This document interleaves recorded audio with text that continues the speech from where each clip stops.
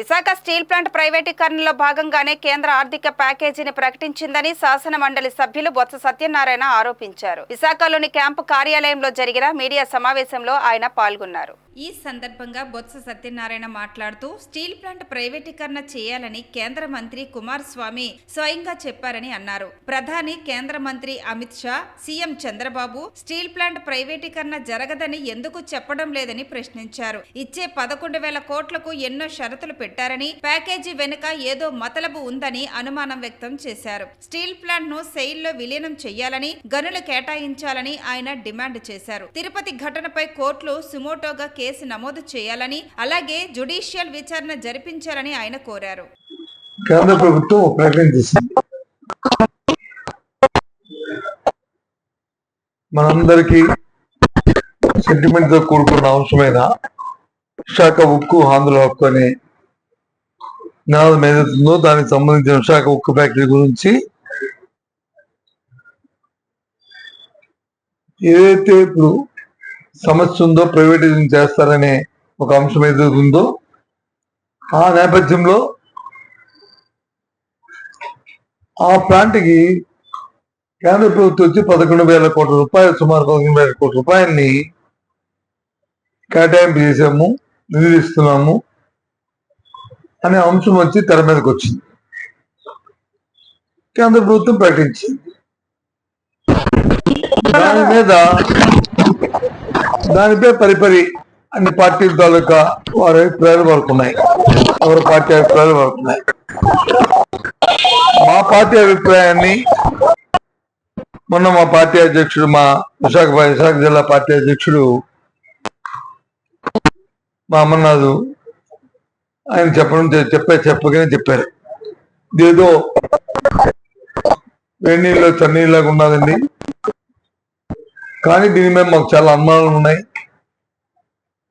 ఈ ఫ్యాక్టరీని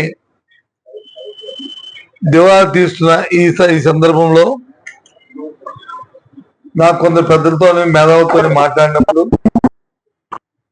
వాళ్ళు చెప్పిన విషయం ఏంటంటే, అది ఎన్సీఎల్టీకి వాటికి పోకుండా దీన్ని కాపాడుతూ తదుపరి దీన్ని ప్రైవేటైజేషన్ చేసే ఆలోచన ఉన్నట్టుగా ఉన్నది. ఒకవేళ కాకపోతే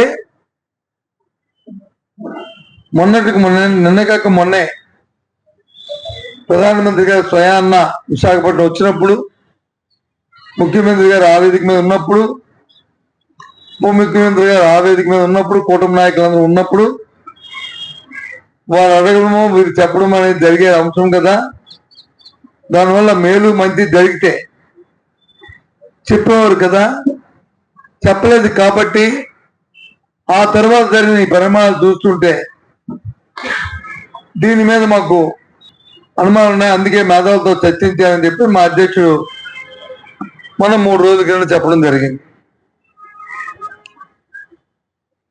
ఆ తదుపరి నిన్న మొన్న జరుగుతున్న పరిణామాలు చూస్తే మేధావులు కానీ, లేకపోతే కార్మిక సంఘాలు కానీ, లేదా ఉద్యోగులు కానీ, లేదు ప్రజా సంఘాలు కానీ, అందరూ కూడా ఏదైతే మా అధ్యక్షుడు మా అమర్నాథ్ ఏదైతే ఆ రోజు వ్యక్తపరిచిన సందేహాలు ఉన్నాయో దాన్నే దూపరుస్తున్నట్లు సందర్భాలు ఉన్నాయి. అంటే క్లారిటీ లేని ఈ మాటలు దేనికి? అందుకే ఈరోజు మేము ముందుకు వచ్చాం. దీంట్లో ఏదో మతలబు ఉన్నది.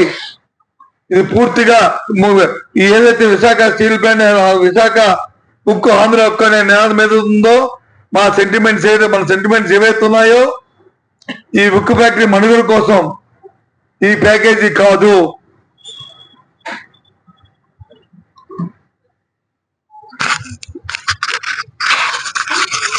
నిన్న మా అధ్యక్షుడు, మా పార్టీ విశాఖ జిల్లా పార్టీ అధ్యక్షుడు కొంతవరకు దాన్ని ఉపశమనం అని చెప్పిన మాట వాస్తవం, కానీ నేనైతే మాత్రం దీన్ని ఉపశమనం చెప్పడానికి నేను తయారుగా లేను.